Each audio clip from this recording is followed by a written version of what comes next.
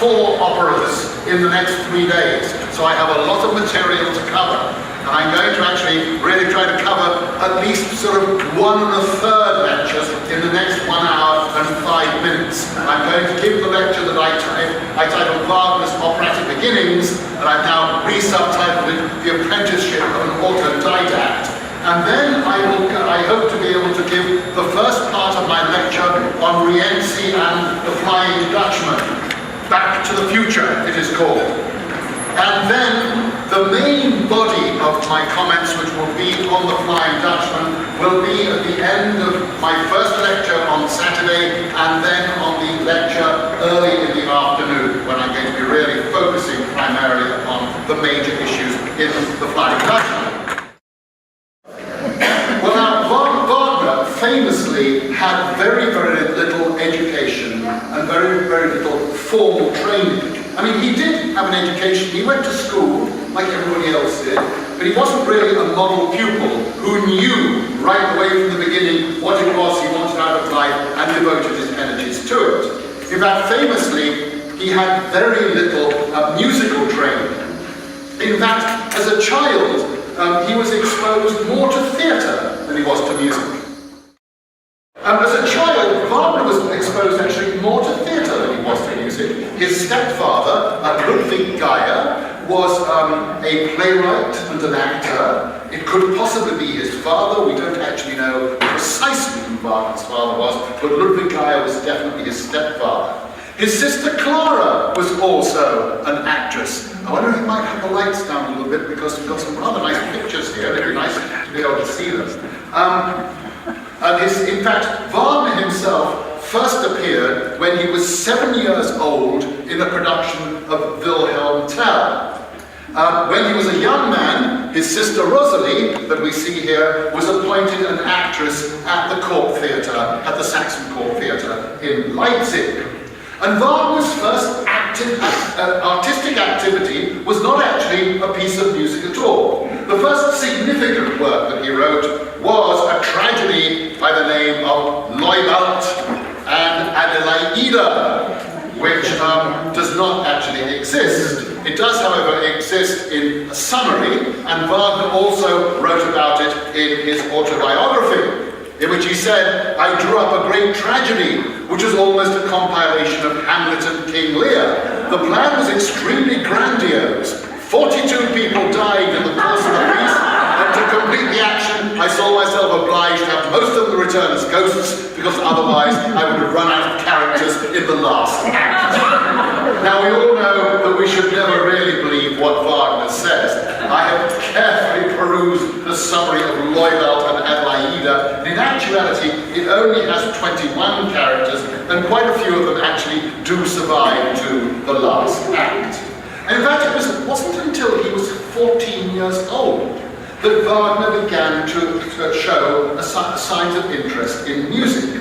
And possibly, this was because he realized that this play that he had written, Leubald and Adelaida, would not be very effective if it was solely a written, spoken play.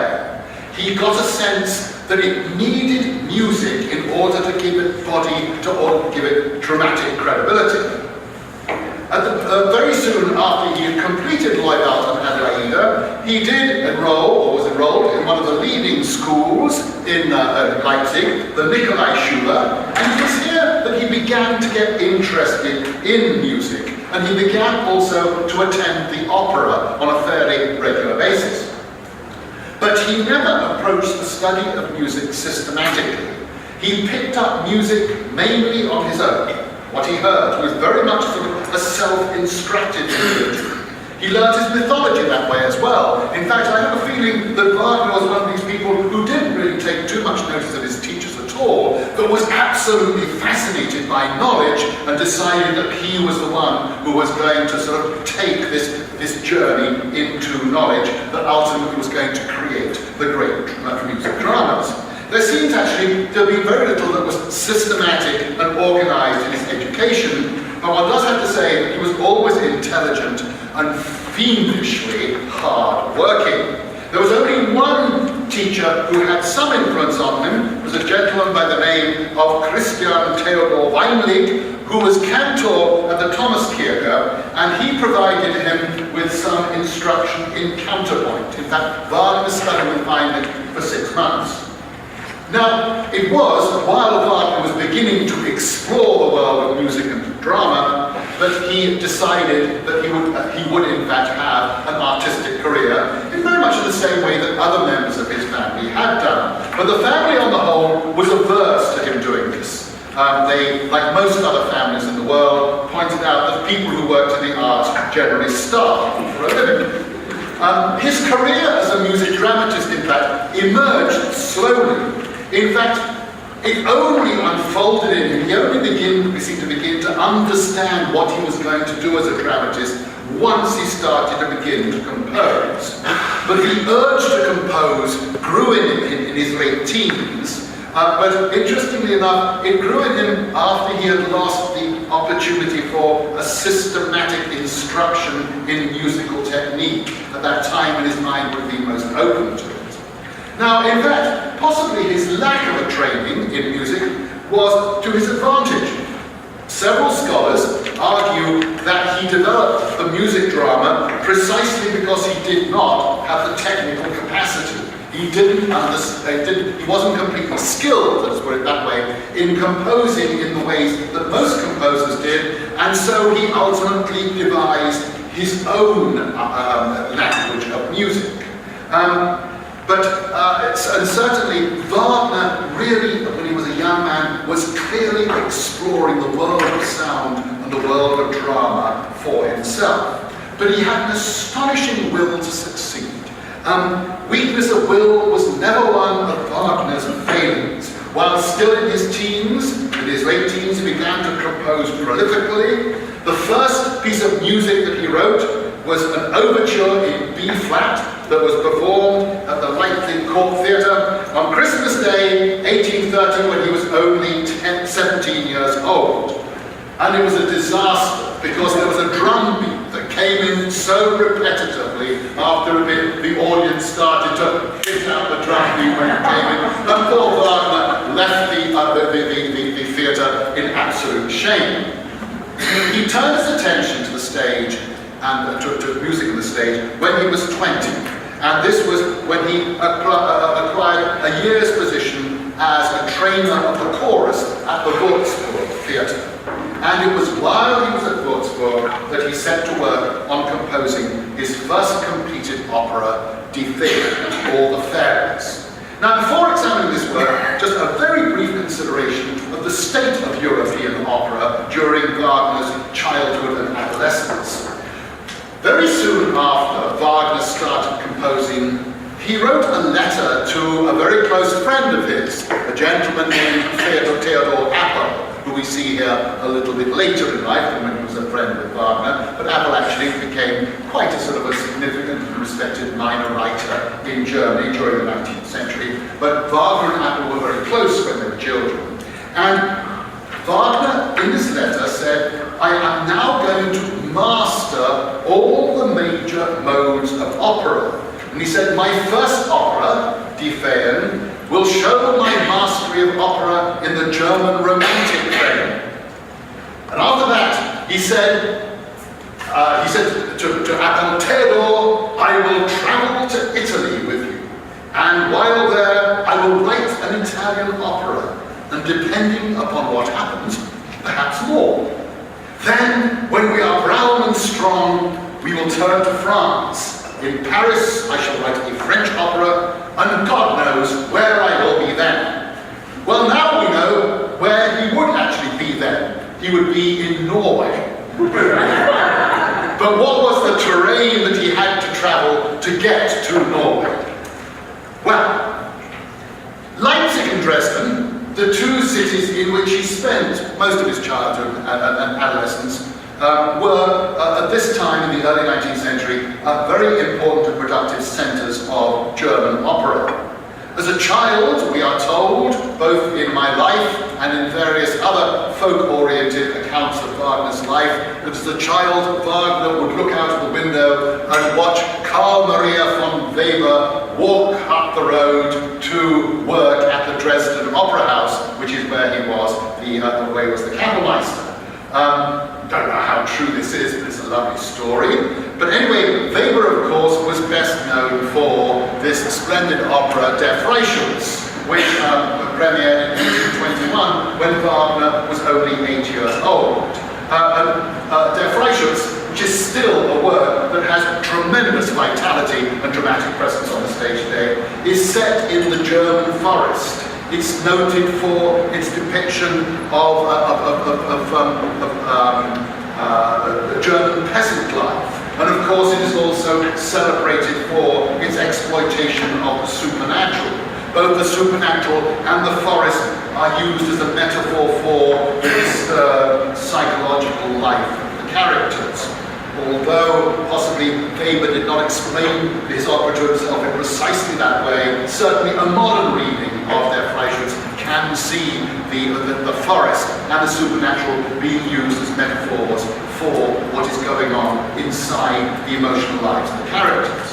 The music of course, it also has the famous Wolfsglen scene, which is sort of still provides imaginative stage directors with wonderful opportunities of providing disruptive spectacle all over the stage. The music is notably descriptive. It moves from the serene to the horrendous.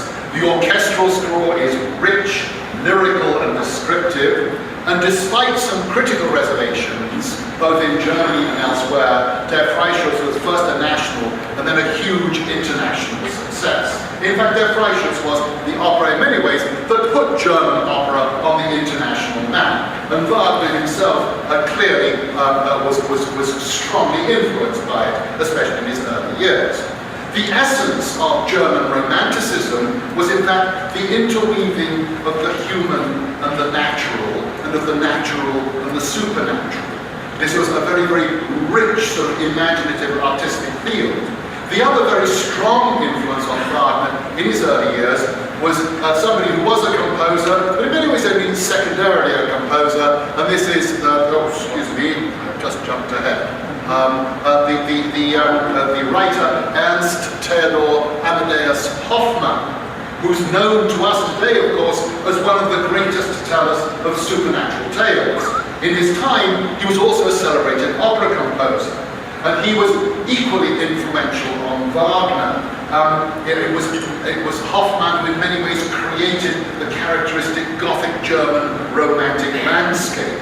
His characters live half in the mundane world that all of us live in, half in the supernatural world, and you often can't tell the difference, which is actually where the score has had a real strong impact. In fact, Hoffmann, without any sense of exaggeration, was one of the most fertile and outrageously brilliant imaginations of European literature in the 19th century. He was, as I say, also a successful opera composer. His Undine was a very great success when it was staged in Berlin in 1816.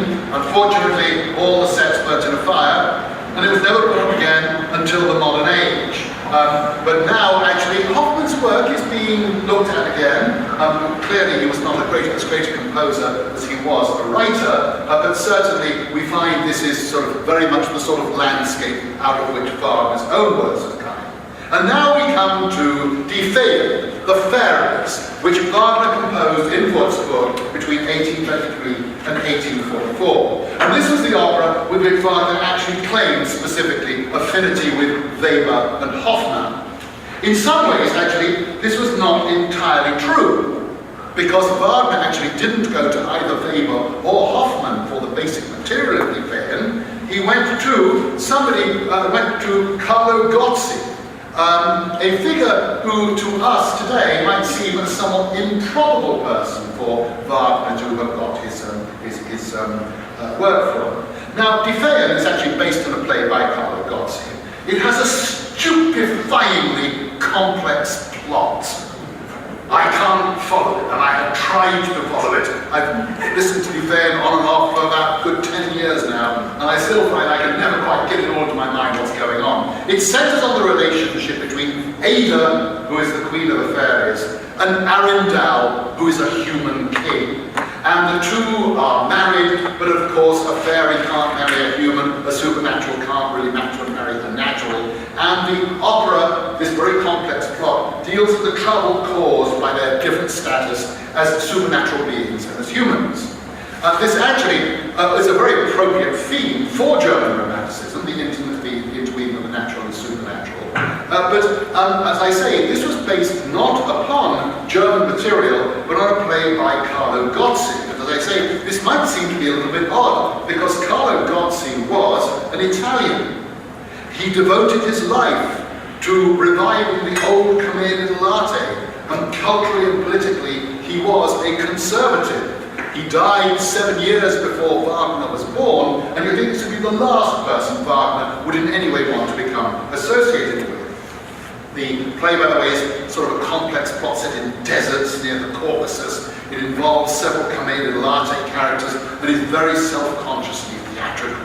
None of these things are really what Wagner was known for. Anyway, the theme is based on his play La Donna Serpente, or The Serpent Woman. But there's a very good reason, actually, why Wagner did choose Gozzi for his first opera, and it tells us a lot about Wagner. Gozzi was actually, at this time, very popular in the German theatre. Turandot, Gozzi was the first dramatist to dramatize the Turandot story, and Turandot was taken by Schiller and translated and was very, very widely performed in Germany. Most of Gozzi's plays had been translated and were widely seen in the German theatre.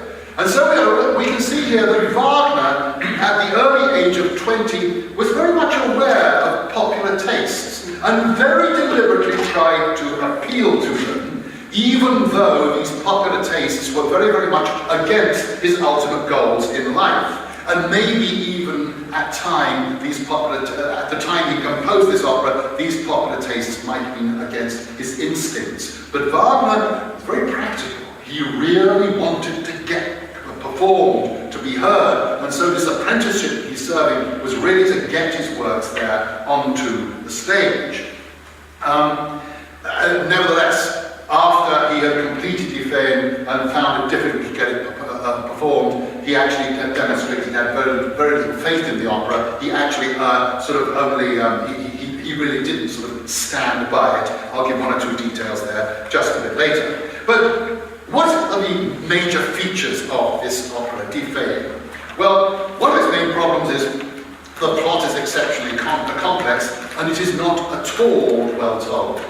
In fact, it is very, very sort of circuitous in the way in which the situations are put forward. There is nothing direct. In particular, if you're going to write about the natural and the supernatural, you should be very clear in your mind what is natural and what is supernatural. And Wagner isn't. For example, there is one moment where Arundel dreams of Ada, his beautiful wife.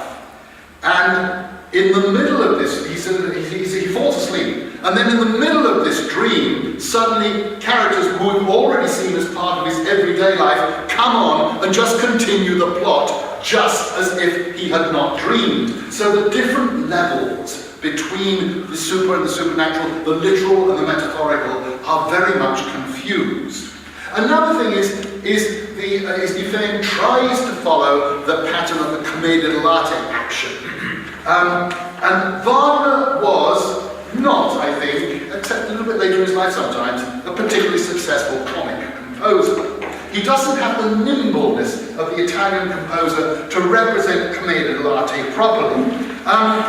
There are two comic lovers, Drola and Gernot, whose idiom is very uncertain. And when we listen to them, it's difficult to tell whether in this duet Wagner is trying to imitate Mozart. You can hear parts of Papageno and Papagena, Florestan and Leonora, Rossini, or Weber. Take a choice. You can hear any of those composers here.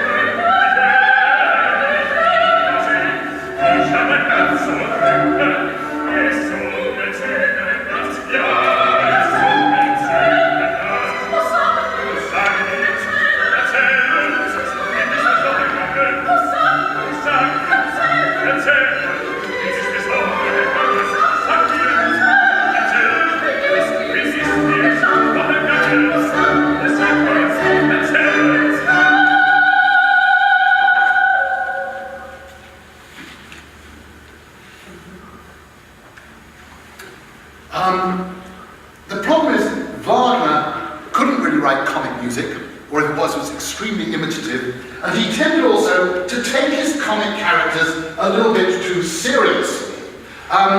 Whereas Gozzi, in the original play, had always intended to be solely comic, and the overall tone of the play contrasted the tragic and the comic. Wagner was never really able to do this. Wagner really wanted to create a more unified tone, and as a result, Die Feen is not really suitable for his own, what would eventually be his ambitions.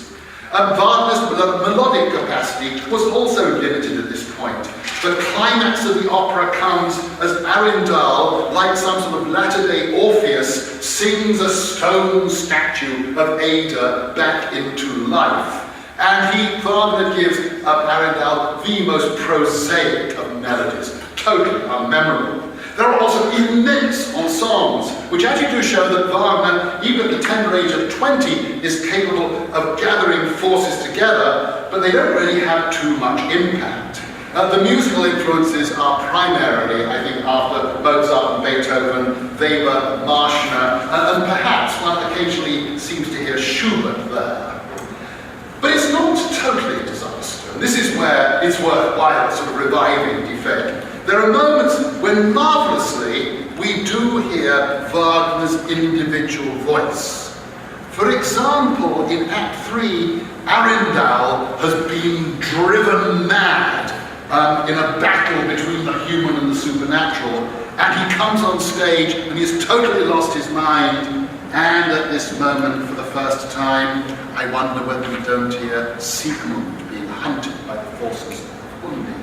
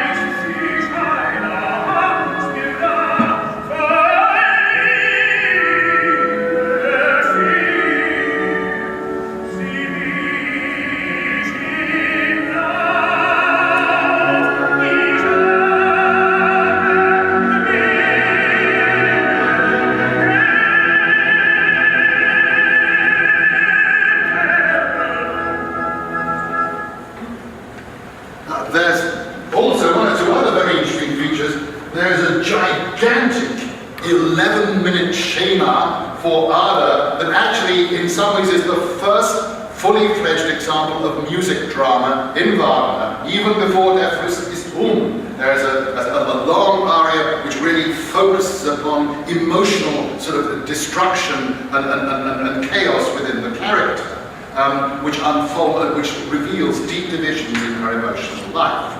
Well, Die Feen is a sprawling, untidy work. The music doesn't fit the dramatic idiom all the time. Furthermore, its message is questionable. At the end, Arundel settles for a life with Ada back in fairyland. And this actually, when we read it as a sort of basically, well, it's better to have a life of indulgence, a life spent in the contemplation of beauty, rather than in one spent in action and striving. This, of course, is an issue at the end of later works. In some ways, the end of the Die Feen seems to be a comic resolution of Lohengrin. But in a way, there seems to be something escapist about Die Feen. But I can remember talking to, of all people, about this John Dethridge some years ago, and we were sort of, and I don't think we met John Dethridge, he's a very intense person, and we were talking about him, and he said, eventually he said, yes, he said, there may be problems with Die Feen, but at least it's better than the first opera by that Italian composer. Well, actually, I then listened to Uberto, and I must confess, I think Die Feen is a better opera than Uberto. Whether Rienzi is a better opera than Nabucco is something that one might want to talk about, because there's some very interesting developments there. Anyway, Wagner actually didn't value Die Feen too much. He tried to have it performed in Leipzig, but negotiations fell through, and he wasn't much troubled. By October of 1835, when he was only 22 years old, it was clear he was done with the work, and he eventually gave the autograph score to Ludwig II. The first performance took place 5 years after his death. This is the only picture I could find, which is actually on the front of the recording that I've just been playing to you, which is actually of a sort of a revival of it in Munich. It was first performed in Munich in 1888 over Cosima's objections, but it was actually a tremendous hit. And it's now actually becoming quite frequently revived. I've seen it a couple of times.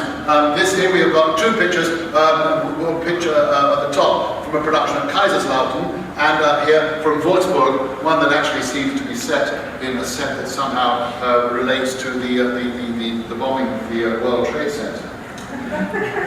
Now, no bigger contrast could be imagined between Die Feen, a German romantic opera, and Wagner's next exercise in Italian opera, Das Liebesverbot.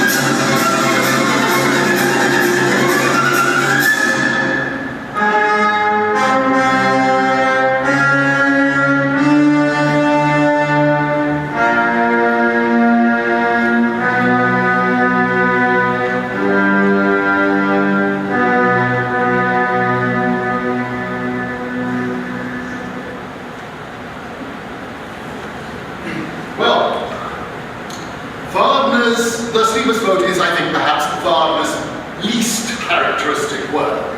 It's had to endure an immense amount of contumely over the years, some of which I suppose is deserved, and Wagner himself actually is responsible for the fairly low opinion in which Das Liebesverbot used to be held, and perhaps still is held.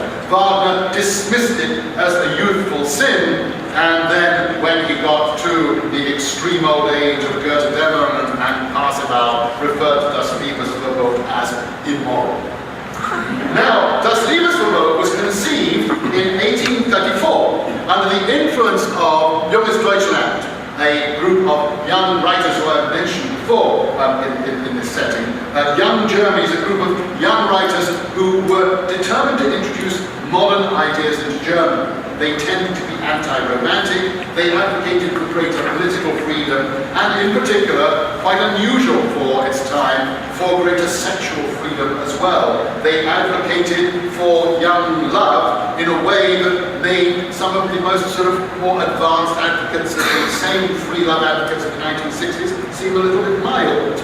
The leader of this company was Heinrich Lauber, who was a major influence on Wagner when he was a young man. In fact, Lauber wanted to be Wagner's librettist and was very angry when Wagner insisted on writing his own libretti and said, "You cannot do that, you must focus solely upon the music."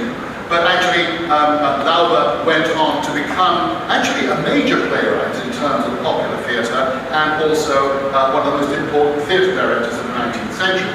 Das Liebesverbot, which was sort of written with Wagner at times often in dialogue with Lauber, was intended to celebrate the values of Junges Deutschland, particular values of free love.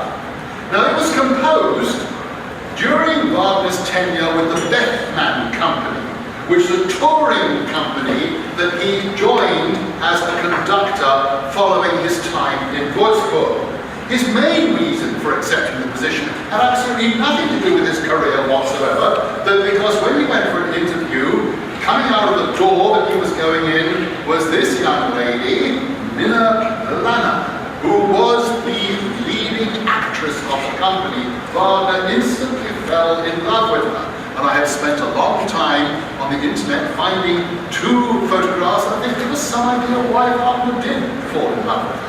Indeed, I think that perhaps the early years of Wagner and Minna's romance, even though they were extremely stormy, at times actually brought them great happiness.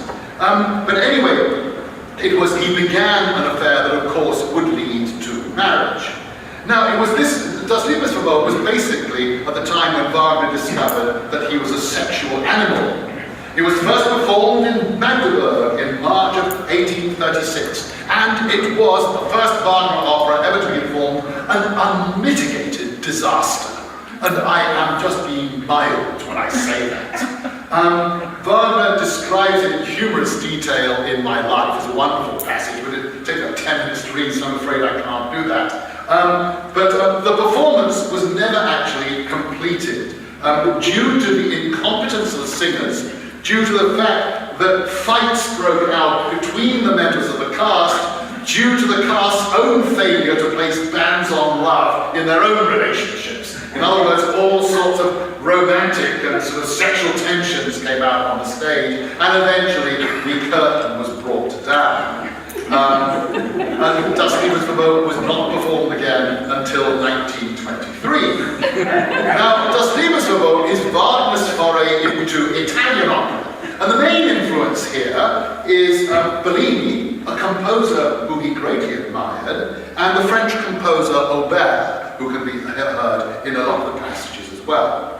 But in some ways, actually, the Das Liebesverbot rather like Die Ferne is an omnium gatherum of sort of all the different styles that you could hear on the stage at the time. It's based on Shakespeare's Measure for Measure, but do not expect the harsh, ironic vision of that masterpiece. I place Measure for Measure among the most supreme achievements, actually, of William Shakespeare. It is, as a play, it's a complex examination of the nature of government and an expose of the torments and devastation caused by sexual desire, and the way in which government and sexual desire somehow try, and I think ultimately fail, to come to some accommodation with each other. Now, there's not much torment in Das Liebesverbot. What I just played you is very characteristic. It's sort of most of the time, it's a sort of a pretty sort of a bouncy affair. Wagner shifts the setting from Vienna to Palermo because Italy was symbolically a land of self-indulgence and sexual freedom. And what he does is he takes the central situation of Angelo, who is here actually renamed Friedrich and made the German governor of Palermo. Angelo, or Governor Friedrich, bans all partying, all carnival, all illicit sexual relationships, imposes total sort of discipline upon the community of Palermo, and he's seen as being in some way sort of characteristic of German middle class sort of attempts to sort of live by convention.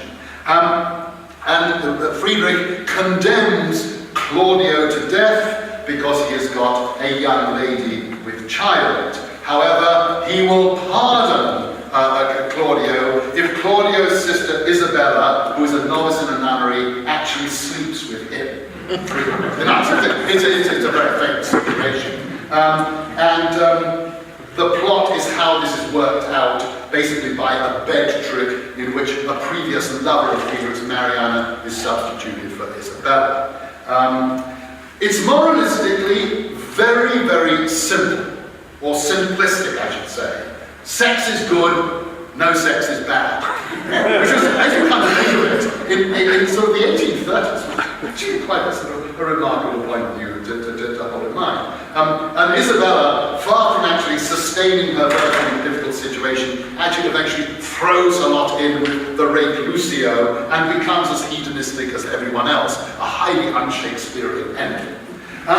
The dramatic model actually is not only Shakespeare. There's quite a bit of homage to Mozart here, not so much in the music, but in the situations. There are elements reminiscent of Così fan tutti, and also of The Marriage of Figaro. In fact, the final scene is, I think, perhaps based upon the final scene of The Marriage of Figaro, as sort of people having affairs are discovered in different parts of Palermo. There's also a lot of commedia dell'arte in this, so that's a continuation from Tiffaine.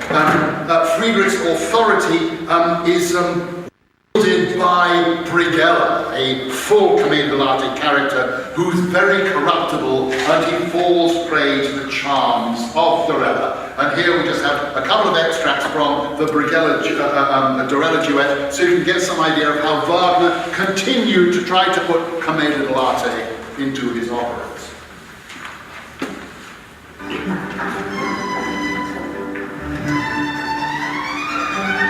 I know you don't think it's Wagner, you think it's Rossini.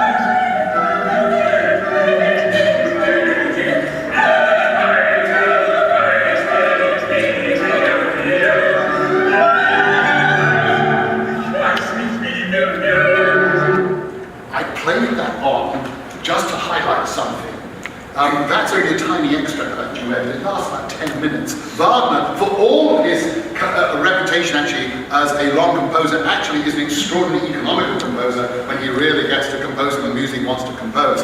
But it was certainly in Das Liebesverbot and indeed in these other operas, which they go on and on and on. There is no sense of the virtues of concision. And that music's very interesting. I mean, he's obviously got the Rossinian idiom very well, but he can't continue it. It gets eventually bogged down in a sort of a heaviness that betrays the comedy. But he was very skillful at Italian and melody, and this is best displayed in his treatment of Claudio, who, while he's never the hero of the piece, does get a lot of the best music. And here we hear Claudio in the prison garden, and we hear his anger at being imprisoned. We hear in the music of Detta Fidelio again, and this is followed by a melody that makes us realize what a great composer Bellini was.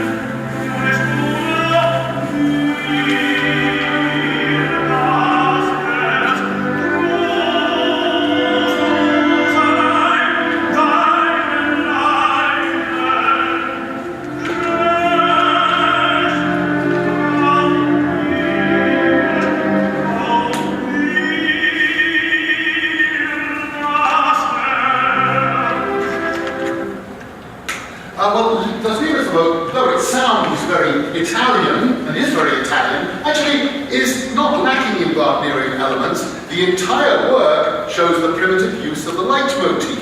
You already heard that in the overture, like diddly diddly diddly diddly, comes back time and time and time again, and it represents carnival, the people dancing. And then pom pom pom pom represents the authority of freedom. But again, it comes back. Whenever freedom comes on stage, we hear pom pom pom pom. So actually, the leitmotif sort of system, in its most primitive form, is already there. There are also moments that literally anticipate later operas. This is the moment where Isabella and Mariana are introduced.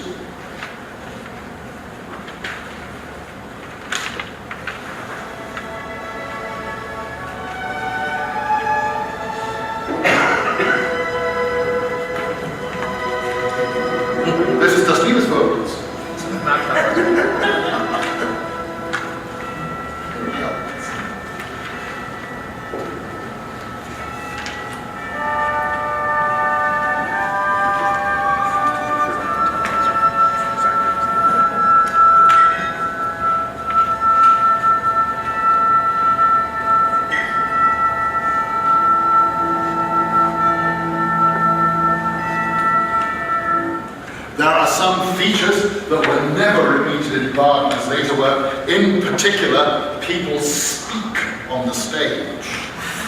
A complete no-no in later Wagner, of course. But there are, in Das Liebesverbot, as in Die Ferne, one or two moments that are genuinely worthy of Wagner's later works. Above all, in the character of Friedrich. And Friedrich is given an aria in Act 2 that is actually quite a remarkable piece. Here, Wagner borrows from Shakespeare, because in Shakespeare's play, Angelo is the most intriguing and the most sympathetic of all of Shakespeare's characters in that play, even though he is the most evil.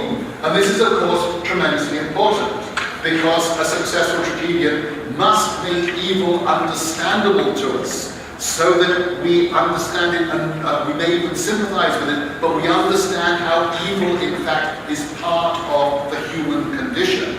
And actually, once one achieves that, one moves from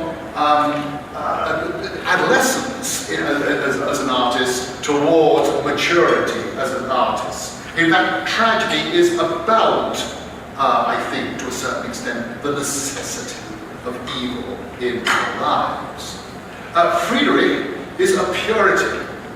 He's devastated by his lust for Isabella to an extent that he's prepared to kill himself in order to satisfy it.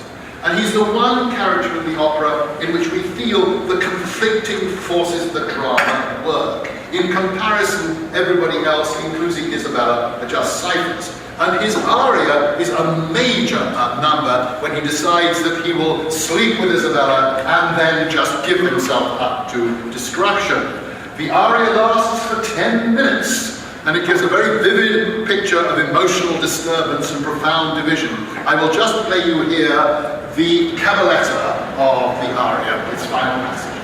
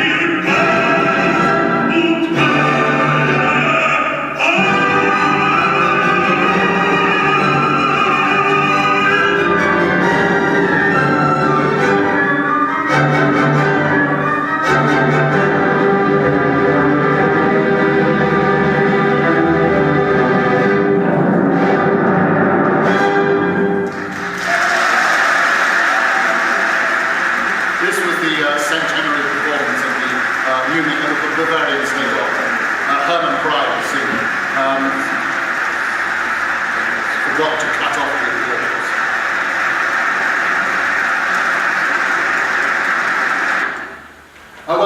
Ultimately, I find myself more attached to Das Liebesverbot than I do to Die Feen. Why? Not necessarily determined by quality, but Das Liebesverbot is more what one expects of a young man than Die Feen is. Das Liebesverbot it's uneven, it's awkward, but it's feisty. It has moments of striking beauty, and it has moments that are sort of positively embarrassing. But above all, it's full of exuberance. I always feel that we don't really want our young people to do as we do. The purpose of education is not to train them in what we are already doing. The purpose of entertainment is to encourage them to do what they feel that they should do. And somehow I had a feeling here that Das Liebesverbot was much more what Wagner felt that he should be doing, rather than Die Feen, which actually, according to Egon Voss, was written to a certain extent to please his family. But Das Liebesverbot was quite clearly more for his own pleasure. So give me any day the rough and tumble of Wagner's Palermo, and here we have got the final sort of moment as everybody celebrates Carnival.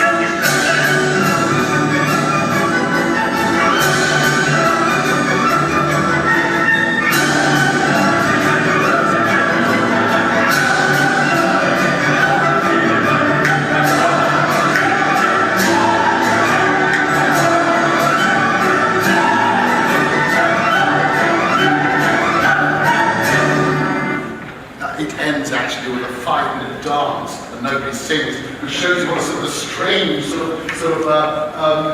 composed work it is, or strangely structured work. Yeah, I'd be happy to answer questions. I've just got a lot of material to get through. Yes? Here's one, and the premise of it may be a bit incorrect because this translation my perfect German is a bit loose, but in the concluding strophe of Friedrich's aria, you see, at least in the English version of it, this association of love and death, almost as if the latter were the culmination of the former.